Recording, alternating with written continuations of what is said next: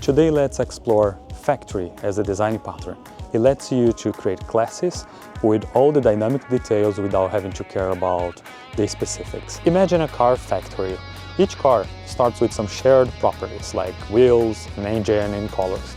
Each time you create a new instance of that class, you can customize the car and you don't need to care about these properties because the factory class will take care of it. Without a factory, you would have to build each car by yourself. But using the factory design pattern, you can just delegate the task to a single class and make your code more reusable. Okay, now let me show in the code how it works. Basically, we start defining a class which has the shared properties. These are the properties that all the objects should have, in this case for the factory pattern.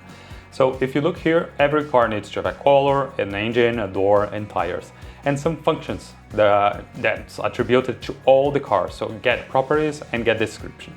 From there, you have the factory class, which then instantiate these shared properties to say it's a car, pretty much.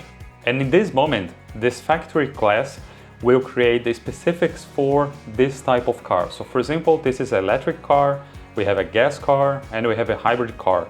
Each one of them will define specific properties, and then we'll set the properties as well based on the shared ones that we defined for the car type. So the factory then creates the type for your specifications. So let's look down below. In here we have three types of cars that I'll be creating, and we have a for loop that then creates each car using the factory class. Let's run this code so you can see what's gonna happen.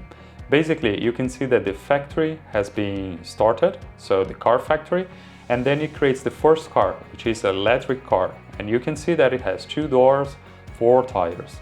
The next one is a gas car, and there's this gasoline, 4 doors and 4 tires. The last one is a hybrid, which uses gasoline and electricity and has 2 doors and 4 tires. And that's how the factory design pattern works.